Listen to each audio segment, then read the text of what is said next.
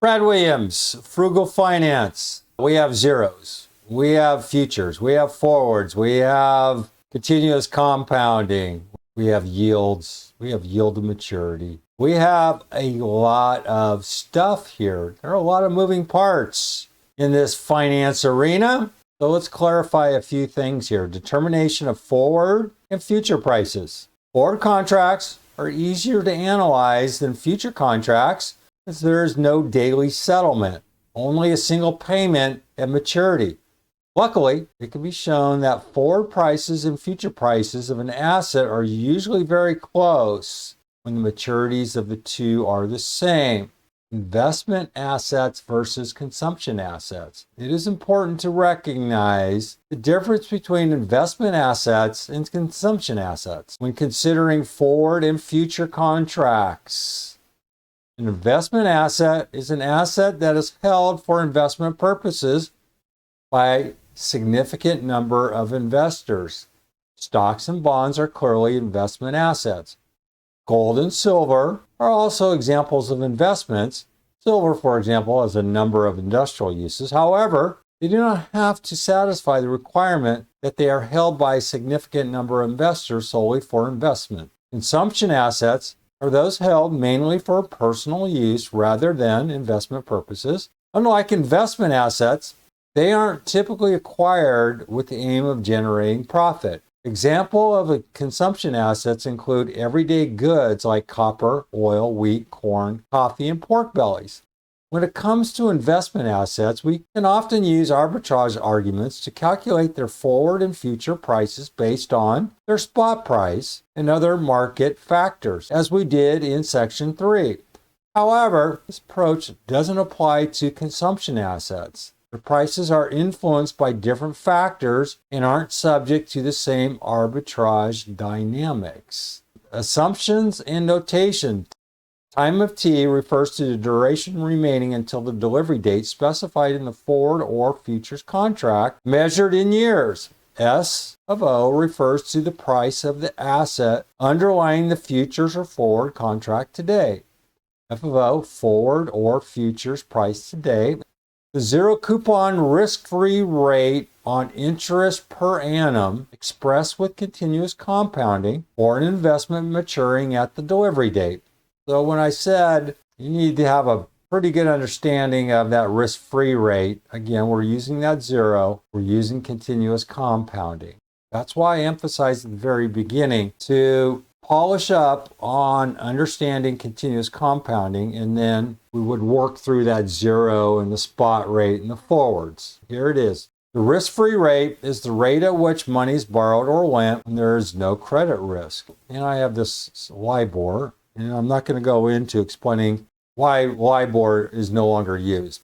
If you see LIBOR in here, it's because I just didn't change it to SOFR. This is the secure overnight funding rate in place of LIBOR. The risk-free rate, R, is the rate at which money is borrowed or lent when there's no credit risk. So that money is certain to be repaid. Financial institutions and other participants in derivatives assume SOFR rates rather than treasury rates are the relevant risk-free rate. I'm not sure any longer because SOFR now is a Federal Reserve determination. It corresponds directly with treasuries. Let me preface this. All 21 courses I put together maybe 8 or 9 years ago. And I think I mentioned this before. It was all online. It was in a blog. All I did is I took this information and I pasted it over there. I didn't explain a single thing.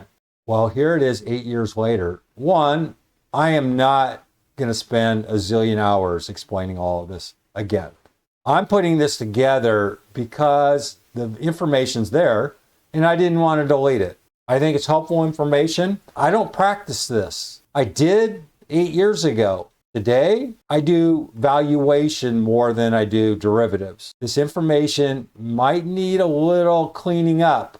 And let me know. I'll clean it up. But when you see SOFR, well, that was back in it actually started in 2017. And then it finally went into place last year, 2023. Everything here, the reference rate was LIBOR. all I did was cut and paste and put it in SOFR. Is it applicable? Well, I'm not going to spend the time to do it. I'm not that passionate about this. Some of you are experts out there, and don't criticize this, all right? Because I'm not a trader. I'm not sitting in a trading room doing this. Some of you will be, and you're going to go, Williams, you're just wrong. Look, I know I'm going to be wrong in some cases because I haven't updated this, and I'm not trading like you guys are. So let me know. I'll fix it. Not a big deal. I'm not going to get caught in the weeds over just some of this wording and some of the calculations. This is a solid foundation that can be transferred over to day-to-day operations, unless noted otherwise. So forward price for an investment asset, the simplest forward contract to assess is one tied to an investment asset that doesn't yield any income. Assets like non-dividend paying stocks and zero coupon bonds fit this description. Let's imagine a scenario when someone holds a long forward contract to buy a non-dividend paying stock in 3 months. Well, first and foremost, if you don't know what a long position is, you might need to go back to Finance 101. If you don't know what a non-dividend paying stock is, then you need to open up a basic finance book. I can explain it to you. It's simple. This is one step above that. Assuming the current stock price stands at $40 and the 3-month risk-free interest rate holds steady at 5% per annum, if the forward price sits relatively high at 43 and an arbitrager can take advantage of the just go with this example, all right? Is it realistic? No, but just go with it. It's just a hypothetical. Assuming the current stock price stands at 40 and the 3-month risk-free interest rate holds steady at 5% per annum.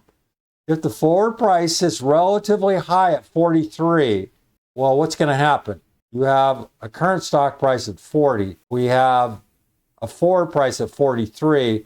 You're going to borrow some money at 5% as much as you can. You're going to short the 43 and you're going to long the 40. An arbitrager can take advantage of the situation. They can borrow $40 at 5% risk-free interest rate, use it to purchase a gazillion shares of this stock and simultaneously short the forward contract to sell a zillion shares in 3 months. When the 3 months are up, the arbitrager delivers the shares as per the contract at 43. The amount needed to repay the loan is 40 times 4050. How much do they make? If this situation rose, I'd buy a bazillion shares if I could, and then I'd short a bazillion shares. But there's a restriction here.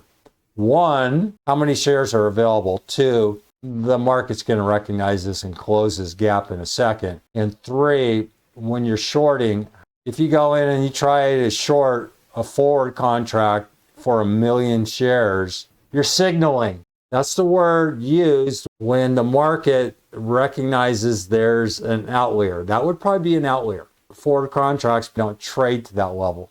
Those are the caveats. And then now with the speed of algorithms, if there was 1 cent differential here, the computers will pick this up.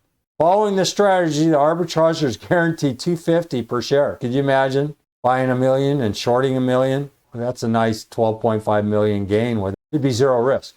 Well, we can all fantasize, can't we? Suppose next that the forward price is relatively low at 39. An arbitrager can short 1 share, invest that $1, invest the proceeds of the short sale at 5%. They could put that dollar and earn 5% for 3 months and take a long position in the 3-month forward. The proceeds of the short sale grow to 40 to 40.50 in 3 months. At the end of 3 months, the arbitrager pays 39, takes delivery of the shares under the terms of the forward contract, and uses to close out the short position. A net gain of 40.50 minus 39, $1.50, is therefore made at the end of the 3 months. Isn't that great? The first arbitrage works when the forward price is greater than 40.50. The second arbitrage works when the forward price is less than 40.50. We deduce that for there to be no arbitrage, the forward price must be exactly 40.50. I think arbitrage is the sexiest thing in the world. And when I started in this industry a zillion years ago, there were arbitrage opportunities, and there still are. It happens as we're speaking, but they're in such small increments. You got to keep in mind if you collectively look at, if you look at swaps, you look at the currency markets, you look at futures, stocks, indexes, and all the other creative means, the law of one price has to fall into place. So collectively, just think of this huge circle, and you have every type of investment out there. The prices all have to be tied together. If not, there'll be an arbitrage opportunity. And there are systems out there that look at all this and they pick that up and they take advantage of it. How much money's out there? I don't know. There's hundreds of trillions of dollars trading on a daily basis around the world. Maybe not 100 trillion, but it's getting up there. I think the currency market is about 40 trillion a day. Maybe not that high, but it's big. You get the idea here that given finance is a zero-sum game, there's a winner and a loser. Arbitrage is the judge, if you will, or the gatekeeper, and it levels the field. Period. Brad Williams, Frugal Finance. Hope to help.